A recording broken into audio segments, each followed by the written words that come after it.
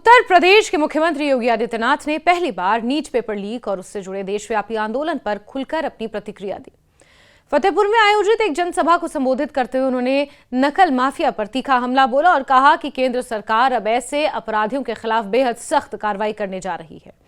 उन्होंने स्पष्ट शब्दों में कहा कि नकल माफिया को अब मिट्टी में मिलने से कोई नहीं रोक पाएगा।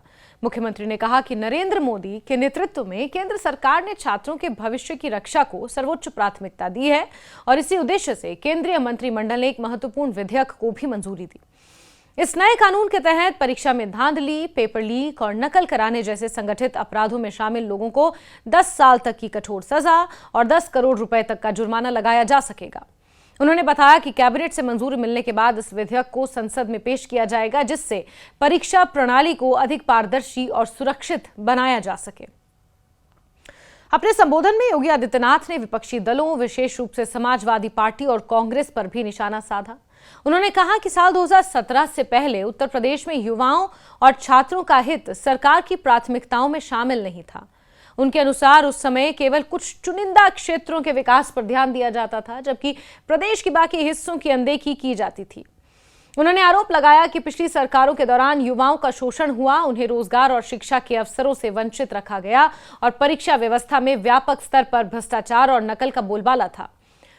योगी आदित्यनाथ ने यह भी कहा कि आज वही राजनीतिक दल छात्रों के हितैषी बनने का दिखावा कर रहे हैं और घड़ियाली आंसू बहा रहे हैं, जबकि सचमुच में नकल माफिया और परीक्षा घोटालों की संस्कृति उन्हीं की देन है।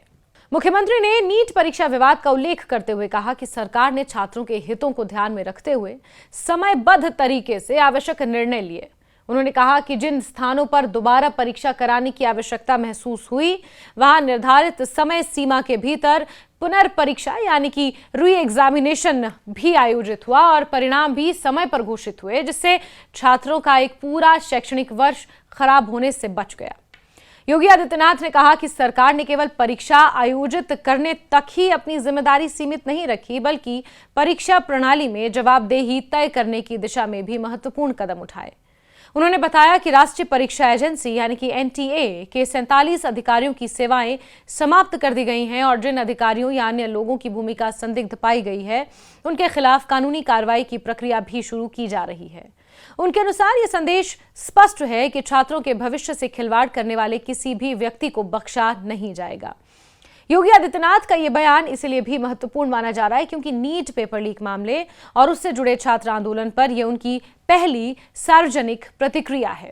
पिछले कुछ समय से दिल्ली सहित देश के अन्य हिस्सों में छात्र लगातार विरोध प्रदर्शन कर रहे थे और परीक्षा प्रणाली में सुधार और जिम्मेदार लोगों के खिलाफ कार्रवाई की मांग लगातार उठ रही थी।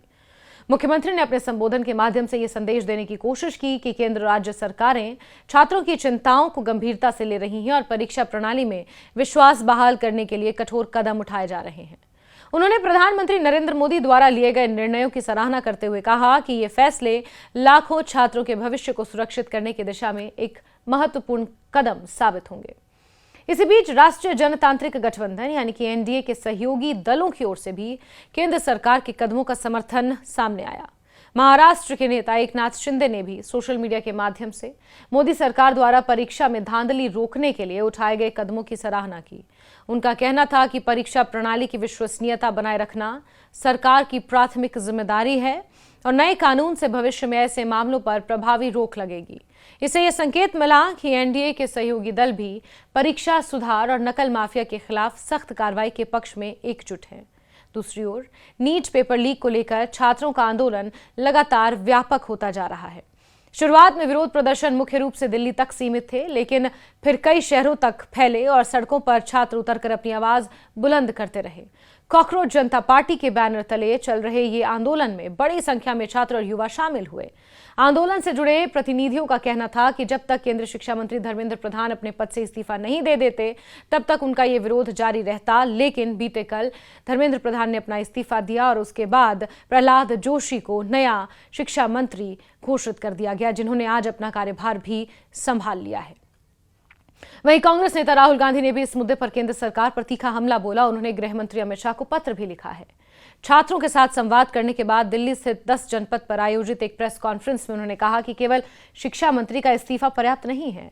उनके अनुसार धर्मेंद्र प्रधान पर गंभीर आरोप है, उन्हें सरकार से पूरी तरह बाहर किया जाना चाहिए, ये राहुल गांधी ने मांग उठाई। राहुल गांधी ने आरोप लगाया कि शिक्षा व्यवस्था में लगातार हुई गड़बड़ियों के लिए केंद्र सरकार जिम्मेदार है। छात्रों का विश्वास बहाल करने के लिए ठोस राजनीतिक जवाबदेही जरूरी है। उन्होंने कहा कि जब तक दोषियों के खिलाफ निष्पक्ष कार्रवाई नहीं होती, शिक्षा व्यवस्था में व्यापक सुधार नहीं आता, तब तक छात्रों का आक्रोश शांत नहीं होगा। इसी क्रम में सरकार और आंदोलनकारी संगठनों के बीच बातचीत की प्रक्रिया भी जारी है। जानकारी के अनुसार सीजेपी और केंद्र सरकार के बीच कई राउंड की बैठक हुई, जिसमें अंततः सीजेपी की सभी मांगों को केंद्र सरकार ने मान लिया और उसके बाद जंतर मंतर पर से ये आंदोलन खत्म हुआ। ऐसे में नीट पेपर लीक विवाद अब केवल परीक्षा तक सीमित न रहकर बड़े राजनीतिक और सामाजिक मुद्दे का हिस्सा बन गया।